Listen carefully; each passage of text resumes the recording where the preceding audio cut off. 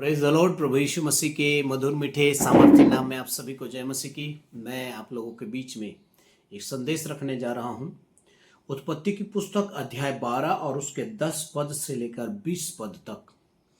और यहाँ पर एक घटना है, आप जरूर पढ़ें अपने बाइबल निकाल कर, क्योंकि और पढ़ने के बाद मेरा संदेश सुने ताकि आपको ये अच्छे से समझ में आ सके।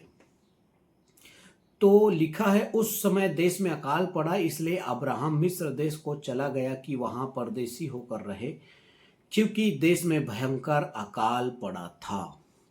तो प्रिय प्रभु के दासों और प्रभु के दासियों और कलीसिया के हर एक लोगों, ध्यान से सुनिएगा। यहां पर 12 अध्याय में अब्राहम को बुलाहट दिया गया कि ऊर नगर से निकलकर वो जो है कनान देश को जाए, एक आशीषित देश, परमेश्वर का दिया हुआ देश, जिसे बाद में दूध और मधु की धारा का देश भी कहा गया। हम जानते हैं कि अब्राहम ऊर देश से निकलकर हरान आया और हरान से जो है कनान देश पहुंच गया। 12 अध्याय 5 पद पढ़ेंगे तो, और वहां से वो निकलकर जो है हरान से निकलकर जो है वो कनान पहुंचा, लेकिन कनान देश में भयंकर अकाल पड़ गया, इसलिए अब्राहम मिस्र देश को चला गया। ये कहानी आपको याद दिलाएगी कि अब्राहम जो है अकाल के समय में मिस्र देश चला गया। ठीक ऐसे ही अब्राहम के बाद उसका बेटा इसहाक, इसहाक के बाद याकूब, याकूब के जो है 12 पुत्र हुए, जिससे इज़राइल जाति का निर्माण हुआ। और इज़राइली लोग या अब्राहम का नाती याकूब जो है मिस्र में अकाल के कारण आ गया, 70 प्राणी, और वो यहां तक वहां गुलाम हो गए। प्रिय प्रभु के लोगों, चाहे कैसी भी परिस्थिति आ जाए, हमें जो देश परमेश्वर ने दिया है उसे कभी भी हमें छोड़ना नहीं चाहिए। यदि आज आप सही हैं तो कल आपकी पीढ़ी भी सही रहेगी। अब्राहम ने वो गलती किया, कनान देश को छोड़कर जो है मिस्र में आया, इसलिए उसकी पीढ़ी अर्थात याकूब और उसके सारे बेटे जो है वो भी जो है अपने बच्चों समेत जो है मिस्र में आ गए और गुलामी में फंस गए। कभी भी आप ऐसा काम ना करें जिससे आप अपने लिए, अपने पीढ़ी के लिए गुलामी का कारण बने। जैसा जो है वंशज रहेगा वैसा ही जो है पीढ़ी होगा, या सॉरी, जैसा पूर्वज रहेगा वैसे ही वंशज भी रहेंगे। इसलिए आप अपने जीवन को बदल लीजिए। आप जितना ज़्यादा मजबूती से प्रार्थना करने वाले रहेंगे, उससे बढ़कर आपके बच्चे रहेंगे। अगर आप जितना ज़्यादा उपवास करने वाले, उससे बढ़कर आपके बच्चे रहेंगे। आप जितना जो है परमेश्वर के मार्ग में सेवा के लिए आगे बढ़ रहे हैं, उससे बढ़कर आपके बच्चे रहेंगे। इसलिए आपको आगे बढ़ने वाला होना है। दूसरी बात, अब्राहम ने अपना अविश्वास दिखाया और सारै की सुंदरता उसके लिए परीक्षा का कारण बनी। यहाँ जब हम आगे पढ़ेंगे 11वें पद में, तो मिस्र के निकट पहुंचा तो उसने अपनी पत्नी सारा से कहा, सुन, तुझे मालूम है कि तू एक अति सुंदर स्त्री है, और जब मिस्री लोग तुझे देखेंगे तब कहेंगे कि यह पत्नी है, यह उसकी पत्नी है, इसलिए वे मुझे तो मार डालेंगे, पर तुझे को जीती रख लेंगे। इसलिए कहना कि मैं उसकी बहन हूं, जिससे तेरे कारण मेरा कल्याण हो, मेरे प्राण तेरे कारण बची रहे। प्रिय प्रभु के लोगों, यहां पर हमें यह सीखने को मिलता है कि कई बार सुंदर चीज हमारे लिए परीक्षा का कारण बन सकती है, दुख का कारण, समस्या का कारण बन सकती हैं। कई बार इस संसार की मनोहरता में मत खोइए। यीशु मसीह को भी शैतान ने इस संसार को वैभव दिखा के उसे गिराने का कोशिश किया। आप संसार के वैभवता में मत जाइए, क्योंकि संसार की जितनी बड़ी आशीष, कार ढूंढ रहे हैं, बड़ा बिल्डिंग ढूंढ रहे हैं, एसी ढूंढ रहे हैं, और पता नहीं ना जाने क्या क्या बड़े बड़े चीजों की आप शीघ्र कल्पना कर रहे हैं, मुझे अभी चाहिए। लेकिन हो सकता है ये आपके लिए परीक्षा का कारण, दुख का कारण हो। लूत ने आंखें उठाकर देखी, बड़ी सुंदर जगह दिखाई दी, लेकिन धोखा का कारण हो गया, परीक्षा और दुख का कारण हो गया, परिवार खोने का कारण हो गया।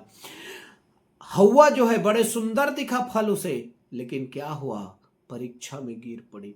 प्रियो, हर सुंदर चीज अच्छी नहीं होती है। कई सुंदर चीज आपके लिए दुख और परीक्षा का कारण हो सकता है। अगली बात मैं आपको बताऊं, यहां पर अब्राहम ने भी एक बड़ी गलती की। क्या बड़ी गलती की? अगर 12 अध्याय उसके 1 2 3 पद को पढ़ेंगे तो परमेश्वर ने उसे सुरक्षा का वायदा किया था। जो तुझे आशीष दे वो उसे मैं आशीर्वाद दूंगा, जो तुझे कोसेगा उसे मैं श्राप दूंगा। परमेश्वर की सुरक्षा को वो भूल गया। अगर परमेश्वर ने उसे बुलाहट दिया है तो वो उस जगह में भी सुरक्षित रहता, मिस्र में भी उस पर कोई हाथ उठा नहीं पाता। परंतु उसने एक गलती की, अपनी पत्नी को कहा कि तू उन्हें आधा सच बताना। आधा सच क्या है? कि मैं इसका भाई हूं। ये आधा सच था, पूरा सच बताने के लिए मना किया।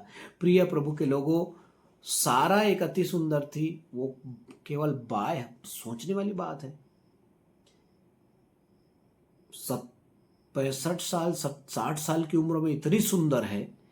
मैं कहना चाहता हूं, ना केवल ये बाहरी सुंदर थी, वो आत्मिक सुंदर भी थी। पहला पतरस अध्याय 3 से 6 पद पढ़ें, आत्मिक रूप से सुंदर थी वो। इब्रानियों 11 अध्याय और उसके 11 पद से आगे आप पढ़ेंगे तो आपको पता चलेगा सारा के विषय में कि वो कितनी सुंदर थी। हे मसीह के दासियों, मैं आपको कहूंगा कि आप मसीह में सुंदर बने। बाहरी सुंदरता परीक्षा का कारण हो सकता है, लेकिन आत्मिक सुंदरता कभी भी नहीं होगा, वो आशीष का कारण ही होगा।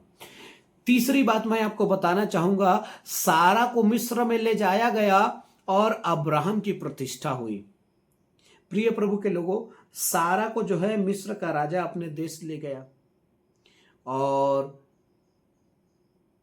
वहां जाकर जो है राजा ने सोचा होगा कि मैं इससे विवाह करूंगा क्योंकि ये बड़ी सुंदर है। लेकिन हर अच्छी दिखने वाली वस्तु या हर एक अच्छी सुंदर दिखने वाली बातें हो सकता है वो आपके लिए दंड का कारण हो जाए। मिस्र के लिए भी यही हुआ। मिस्र को क्या मिला? भयंकर दंड मिला। बच्चे जन्म नहीं रहे हैं। परमेश्वर ने मिस्र को भारी दंड दिया और वहां बड़ी समस्या पैदा हो गई।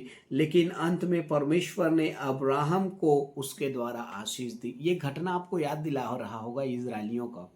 इजरायली मिस्र में रह तो गए, गुलाम तो बन गए, लेकिन एक दिन मूसा आया और 10 विपत्तियां उनके ऊपर पड़ी और भयंकर दंड की पहलौठों को भी खोना पड़ा और अंत में वहां से वो आशीष होकर निकल गए। जैसे अब्राहम को जो है मिस्र के राजा ने बहुत सारे गाय बैल ऊंट भेड़ बकरी दास दासी गधे दिए, वैसे ही उसकी भी प्रतिष्ठा हुई। इजरायली लोग बहुत सोना चांदी लेकर मिस्र से निकले थे।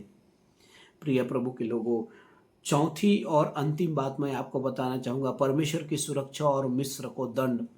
परमेश्वर ने अद्भुत रीति से 17 पद से लेकर 20 पद तक पढ़ेंगे तो परमेश्वर ने जो है भयंकर आशीष दिया था। यहाँ लिखा है, परंतु यहोवा ने फिरौन को और उसके घराने पर अब्राहम की पत्नी के कारण बड़ी बड़ी विपत्तियां डाली।